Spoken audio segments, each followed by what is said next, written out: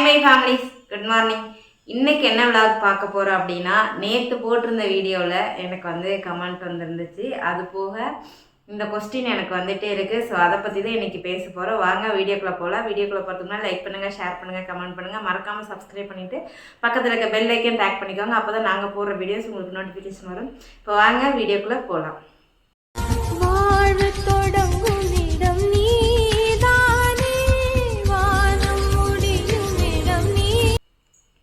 இன்றைக்கி நம்ம என்ன வீடியோ பார்க்க போகிறோம் அப்படின்னா, நேற்று நம்ம பேசியிருந்தோம் எப்படி நமக்கு லோன் கிடச்சிருந்துச்சு அப்படின்னு பேசியிருந்தோம். பட் இன்றைக்கி நம்ம வீட்டுக்கு எவ்வளோ அமௌண்ட் ஆச்சு அப்படிங்கிறத இன்றைக்கி நம்ம பேச போகிறோம். இதில் உங்களுக்கு வேறு ஏதாவது டவுட்ஸ் இருந்துச்சு அப்படின்னா கண்டிப்பாக நீங்கள் வந்து எனக்கு கமெண்ட் பண்ணுங்கள். நான் அதை வந்து உங்களுக்கு வீடியோவோ இல்லைன்னா கமெண்ட்ஸ்லேயே நான் உங்களுக்கு ரிப்ளை பதில் சொல்கிறேன், சரிங்களா? So okay. இப்போ நான் வீடியோ எடுக்கிறதே பார்த்திங்கன்னா 10:02க்கு தான் வீடியோவை எடுக்கிறேன். இன்றைக்கி வந்து எனக்கு கொஞ்சம் டைம் ஆகிடுச்சு. 10:02க்கு தான் நான் வீடியோஸே எடுக்கிறேன். நான் போட்டிருக்க ட்ரெஸ் எப்படி இருக்குன்னு சொல்லுங்கள். இது வந்து நம்ம பொட்டிக் ட்ரெஸ் தான். சரி, ஓகே. வளவலன்னுலாம் பேச வேண்டாம். வளவலன்னு பேச வேண்டாம். ஓகே, வளவலன்னு எதுவும் பேச வேண்டாம், ஓகேங்களா? சரி, ஓகே. எதுவாக இருந்தாலும் ஓகே, பரவாயில்ல. நேற்று வந்து ஒரு மிஸ்டேக்ஸ் நடந்திருக்கு. அது நான் வந்து ஷார்ட்ஸில் சொல்லியிருப்பேன். நேற்று ஏதோ டைப்பிங் மிஸ்டேக் ஆகி நேற்று என்னோடய பர்த்டேங்கிற மாதிரி இதில் வந்து லாங் வீடியோவில் இதாகிடுச்சு. அது திரும்ப ஒரு அக்ஸோ வந்து தான் க்ரோமில் போய் எனக்கு மாற்றி கொடுத்தான். இன்றைக்கி பார்க்கல எப்படி நடக்குதுன்ட்டு. சரி, ஓகேங்க. நம்ம ஃபஸ்ட்டு வீடு வந்து கட்ட ஸ்டார்ட் பண்ணும்போது எவ்வளோ ஆச்சு, ஃபினிஷிங் பண்ணும்போது எவ்வளோ ஆச்சுங்கிறது நம்ம தோராயமாக பார்த்துடலாங்களா? தோராயம் இல்லை, ஃபுல்லாகவே நான் பார்த்துடலாம். எனக்கு நம்மளோட நிலம் பார்த்திங்கன்னா 650 ஸ்கொயர் ஃபீட், அதாவது 1.5 சென்ட்டுன்னு சொல்லுவோம் இல்லைங்களா? 650 ஸ்கொயர் ஃபீட்டு நம்மளோட நிலம். அது பார்த்திங்கன்னா எனக்கு ரிஜிஸ்ட்ரேஷன் இது பண்ணி வெளியே வரும்போது 5:30 ஆகிடுச்சு. நிலம் அடி நிலம் மட்டும் 5:30 வந்துருச்சு. கமிஷன் 25,000, அப்புறம் இதெல்லாம் சேர்ந்து 5:30 வந்துருச்சு, ஓகேங்களா? நம்ம வீடு கட்ட அதெல்லாம் சேர்த்தி வீடு கட்டின அந்த நிலம், வீடு கட்டினது, கை காசு போட்டது, வெளியில் வாங்கினது எல்லாமே சேர்த்தி பார்த்திங்கன்னா எனக்கு 18 லட்ச ரூபா வந்துருச்சு. என்ன இவ்வளோ சொல்கிறீங்கன்னு சொல்லி கேட்கலாம். ஆமாங்க, எனக்கு வந்து 18 லட்ச ரூபா வந்துருச்சு. ஆனால் நம்மளது வீடு என்னமோ இவ்வளோ ஸ்கொயர் ஃபீட்டு தான், 18 லட்ச ரூபா வந்துருச்சு. அதை நான் கணக்கு சொல்லிடுறேன். கீழே 5:30, நிலத்தொட்டியும் ரெட்டின் குழியும் கட்டுறதுக்கு வந்து 1 லட்ச ரூபா, அது தனி செப்ரேட். வீடு கான்ட்ராக்ட் பேசும்போது வீட்டுக்கு மட்டும் 8 லட்ச ரூபா சொன்னாங்க, சரிங்களா? அப்போ இதோட 9 ஆச்சுங்களா? நிலம் இல்லாமல் வீட்டுக்கு மட்டும் 8 லட்சம், அந்த இதுக்கு வந்து 1 லட்சம், 9 லட்சம் ஆச்சுங்களா? அப்புறம் எல்லாமே நம்ம வந்து எப்படி சொல்கிறது, குழி எடுத்து பில்லர் இறக்கிறதுக்கான அந்த வேலைகள்லாம் ஸ்டார்ட் பண்ணியாச்சு. ஓரளவுக்கு பேஸ்மெண்ட் எல்லாமே வந்த பின்னாடி போர்ட்டிக்கோவோ ஒரு பிளான் எப்படின்னா, நம்ம வண்டி எங்கே நிப்பாட்டுவோம், மழை பெஞ்சா எங்கே நிப்பாட்டுவோம் அப்படிங்கிற ஒரு எண்ணம். முன்னாடி அட்டை இறக்கலான்னா மேஸ்திரி கேட்கும்போது இதில் எப்படி அட்டை இறக்குங்க, சும்மா 150 ஸ்கொயர் ஃபீட்டு தான் இருக்குது, இதில் எப்படி அட்டை இறக்குங்க அப்படின்னு சொல்லிலாம் சொன்னாங்க. அப்புறம் அப்படி இப்படின்னு பேசும்போது போர்ட்டிக்கோவும் வந்துச்சு. 1.95 சொன்னாங்க. 1.95 சொன்னாங்களா? அப்புறம் நான் மறுபடியும் 1.95 அப்போனா இது செட் ஆகுதுங்கும் போது 1.60 பண்ணிக்கலாம் அப்படின்னு சொல்லி சொன்னாங்க. அப்போ அது வந்து 1.60 ஸ்டார்ட் பண்ணியாச்சு. ஒரு 9, 1.60, 10.60 ஆச்சுங்களா? நிலம் 5:30. அப்போ எடுத்து போட்டோன்னா 10.60, 15,90 ஆச்சு. அதாவது 15 லட்சமும் 90 லட்சமும் வந்துருச்சு இதுக்கு மட்டும். மேலே எக்ஸ்ட்ரா நம்மளோட செலவுகள் சொல்லிடலாம். இபி பில்லுக்கு வந்து 11,000 ஃபஸ்ட்டு கனெக்ஷன் எடுக்கிறதுக்கு 11,000. அப்போ என்னாச்சு? 11,000மும் 15,90 16 லட்சம் ஆச்சுங்களா? இன்னும் 2 லட்சத்துக்கான செலவு நம்ம சொல்லிடலாம்.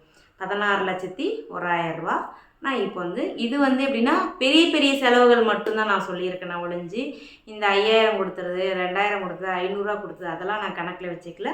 அதுவும் நான் வந்து கொடுத்த கணக்கும் நான் சொல்லுவேன். எப்போ சொல்லுவேங்கிறத கடைசியாக நான் சொல்கிறேன், சரிங்களா?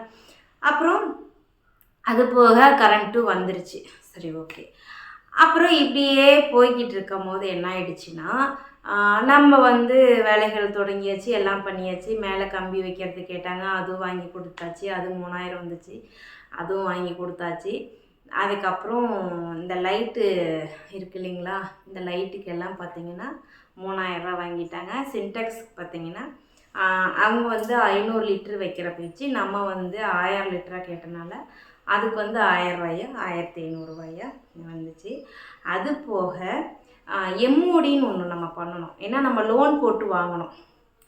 லோன் போட்டு வாங்கினதால் எம்ஓடின்னு ஒன்று வரும்போது எனக்கு பார்த்திங்கன்னா 74,000 ரூபா எனக்கு எம்ஓடியில் மட்டுமே செலவாச்சு. எம்ஓடிக்குன்னா இந்த டாக்குமெண்ட்டு இது எடுக்கிறது, வக்கீல் ஃபீஸு, அங்கே தாலுக்கா ஆஃபீஸில் நடக்கிறது, பேங்க் ப்ராசஸ்ஸு, இதெல்லாமே பார்த்திங்கன்னா எனக்கு 74,000 ரூபா வந்துச்சு எம்ஓடிக்கு மட்டும்.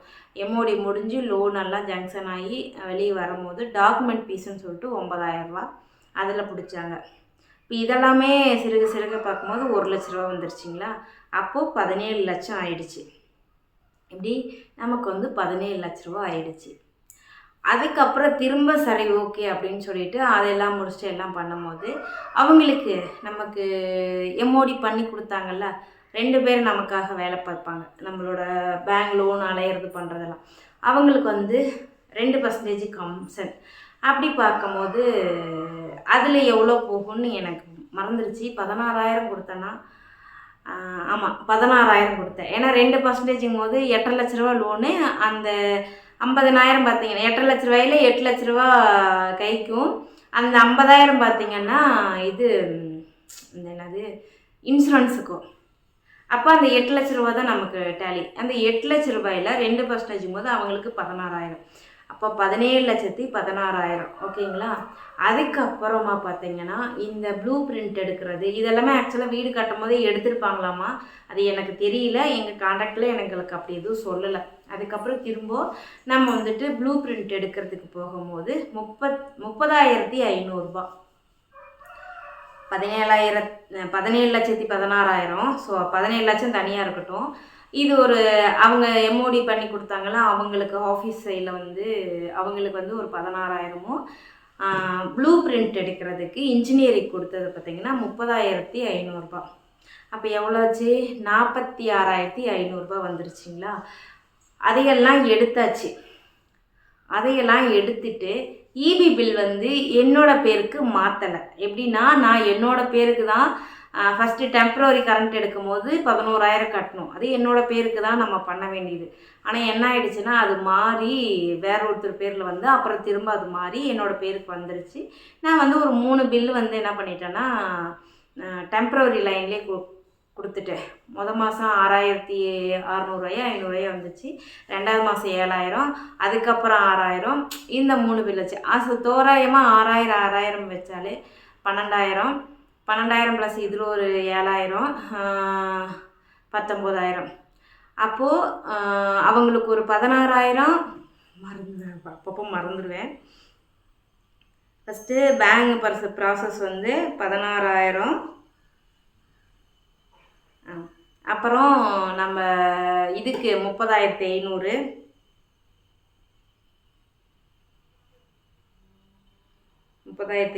அப்புறம் கரண்ட் பில்லு வந்து 19,000 கரண்ட் பில் மட்டும் 19,000. அப்போ இதே வந்து 65,500 ரூபா வந்துருச்சிங்களா. அது கரண்ட் பில்லு வந்து 3 மாதம் கட்டிட்டேன். அப்புறம் நான் என்னோடய வீட் லைனுக்கு மாற்றும் போது அதுக்கு ஒரு 6,000, 71,500 ரூபா. இது செப்ரேட்டாக பெருசாக வெளியில் எதுவுமே வேறு எந்த ஒரு செலவுமே நான் சேர்த்தலைங்க. நம்ம வந்து வேலை பார்த்தவங்களுக்கு 500,000 கொடுத்தது, அது எதாவது வேலை பார்த்தீங்கன்னா மீட்ரு வைக்கிறது, அப்புறம் இந்த மோட்ரு நம்ம வச்சுருக்கோம் இல்லைங்களா பின்னாடி டேங்க்கு, அது வந்து 7,000 ரூபா கூலியோடு வந்து பார்த்திங்கன்னா 7,000 ரூபா வந்துச்சு. 78,500 ரூபா ஓகேங்களா. இதெல்லாம் முடிச்சாச்சு. நான் வந்து டிசம்பர் 5 அன்னைக்கு வீடு புண்ணியாச்சனை பண்ணிடலாம், அன்னைக்கு நல்ல நாள். அப்புறம் டிசம்பர் 26 வந்து லீவ் நாள், 25 வந்து லீவு நாள், எல்லாத்தையும் கூப்பிட்டு பண்ணிக்கலாம் அப்படின்னு சொல்லிட்டு நாங்கள் எல்லாமே அதுக்கானது பார்த்தோம். அந்த செலவு இதில் தான் நம்ம சேர்த்தணும். ஏன்னா நம்ம வீடு ஃபினிஷ் பண்ணி உள்ளே வர்றதையும் அதையும் நம்ம உள்ளார தானே சேர்த்தணும். ஸோ அப்போ பார்த்தீங்கன்னா எனக்கு 50,000 ரூபா ஆச்சு. துணிமணி எடுத்தது, மேஸ்திரிக்கு எடுத்தது, மாலை, ஐயருக்கு மட்டுமே 10,000 12,000 கொடுத்தேன். ஐயருக்கு 10,000 வச்சுக்கோங்களேன், சரிங்களா. ஐயருக்கு ஒரு 10,000. மாலை இதெல்லாம் வாங்கினது 7,500 7,500. அப்புறம் டிஃபன் அன்னைக்கு வந்து சும்மா வெளியில் தான் சொல்லியிருந்தேன், அது ஒரு 1000. அப்புறம் அன்றைக்கி கோயிலுக்கு மாசாணி அம்மன் கோயிலுக்கு வந்து சீலை எடுத்து சாத்துறேன்னு வேண்டியிருந்தேன். அன்னைக்கு கார் செலவு அதெல்லாமே இதுக்குள்ளே வரும்னு நினைக்கிறேன், நான் சொல்லிடுறேன். கார் செலவு 3000. கரெக்டாக 1 லட்ச ரூபா வந்துருச்சுங்களா, 18 லட்சம் வந்துருச்சுங்களா. இந்த 1 லட்சத்துலேயே இதை நான் தனியாக எடுத்து வச்சுக்கிறேன்னா அப்புறம் எனக்கு அப்புறம் கணக்கு சொல்ல தெரியாது. 1 லட்ச ரூபா ஓகேங்களா. இதை இப்போ வந்து க்ளோஸ் பண்ணிடலாம். அதுக்கப்புறம் நாங்கள் எல்லாம் போயிட்டு வந்துட்டு முடிஞ்சிருச்சு. டிசம்பர் 25 அன்னைக்கு நம்ம வீட்டுக்கு ஃபங்க்ஷனுக்கு சொல்லிட்டோம். பந்தலுக்கு மட்டுமே 16,000. இத்தனைக்கும் அவங்க வந்து நமக்கு சொல்லி இது பண்ணவங்க தான், பட் ஆனால் 16,000 பந்தலுக்கு 16,000. அன்னைக்கு வந்து நம்ம ஆட்டோ அந்த மாதிரி எதுவும் வைக்கல, 2 வீலர்லாம் இது பண்ணோம். ஒரு 2,000 ரூபாய்க்கு ஒரு சூர்யாட்ட மட்டும் பணம் கொடுத்து நாங்கள் பெட்ரோல் போட்டோம், 2,000. அப்புறம் இந்த டிஃபன் செலவு வந்து 13,500. 13,500. அப்புறம் வேறு என்ன பண்ணோம்? எனக்கு மனசில் இருந்ததெல்லாம் செலக்ட் பண்ணியாச்சு. இப்போது 18,01,000 அதில் இருந்துச்சு. ரெண்டாவதாக நம்ம வீடு இது பண்ணும் போது இல்லையே,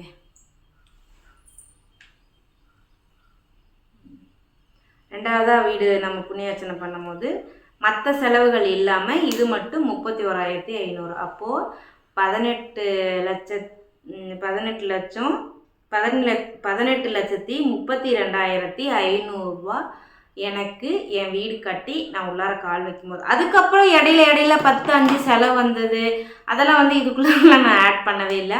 கார் செலவு, சாப்பாடு செலவுலாம் எதுக்கு இதில் ஆட் பண்ணீங்கன்னு கேட்டீங்க. இல்லைங்க, இதெல்லாமே வந்து ஒரு வீடு கட்டுறோம் அப்படின்னா இதெல்லாமே டேலி பண்ணணும். எனக்கு இதெல்லாம் தெரியாமல் நான் வந்து கண்ணை கட்டிட்டு காட்டில் விட்ட மாதிரி நான் உள்ளார வந்து இதை பண்ணிட்டேன். ஆனால் இது அதுக்கப்புறம் தான் அதோட வலிகள் வேதனைகள் எல்லாமே தெரிஞ்சிச்சு. இன்னும் சொல்லப்போனால் நான் இதெல்லாம் பண்ணிட்டேன். இன்னும் நான் வந்து என்ன பண்ணிட்டேன்னா, நிலத்தொட்டி வந்து இந்த மழை தண்ணி சேகரிப்பு இருக்குது இல்லைங்களா, சோக் செட்டுன்னு சொல்லுவோம்ல, அதையும் என்ன பண்ணிட்டேன்னா கட்டிட்டேன். ஆனால் அது பைப்பை வெளியே தெரிகிற மாதிரி கீழே மண் போட்டு செடி வச்சாச்சு. இப்போ அங்கே நின்று ஃபோட்டோ எடுத்தால் தான் பஞ்சாயத்தில் வந்து எனக்கு வீட்டு வரி ரசீதியை கொடுப்பாங்க. இப்போ அது ஒன்று அப்படியே முழிச்சிக்கிட்டு நிற்கிறேன். செடியும் வெட்டி எறிய முடியாது, ஏன்னா அதெல்லாம் இப்போ தான் உயிர் துளுத்து வந்திருக்கு.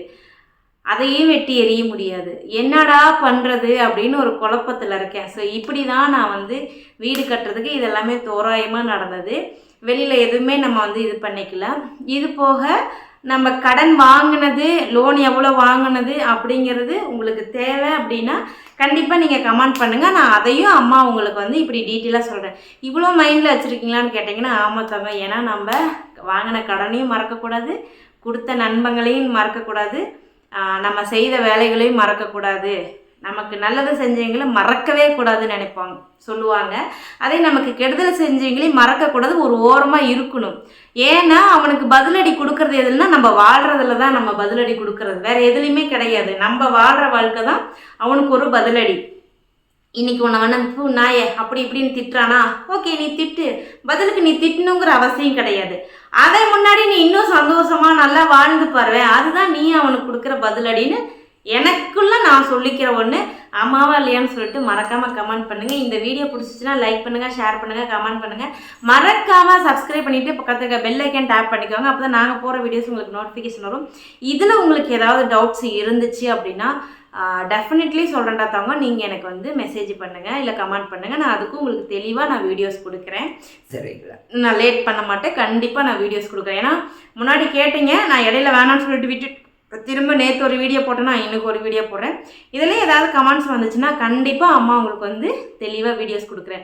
எவ்வளோ நான் வந்து கடன் வாங்கினேன், கையில் எவ்வளோ காசு வச்சுருந்தேன், எவ்வளோ நகை விற்றுருந்தேன், எவ்வளோ வட்டிக்கு வாங்கினேங்கிறது முதற்கொண்டு உங்கள்கிட்ட வேணும் அப்படின்னா உங்களுக்கு தேவைப்பட்டுச்சுன்னா கண்டிப்பாக நான் ஷேர் பண்ணுறேன். இப்போது tata bye bye, love you சேலங்களே.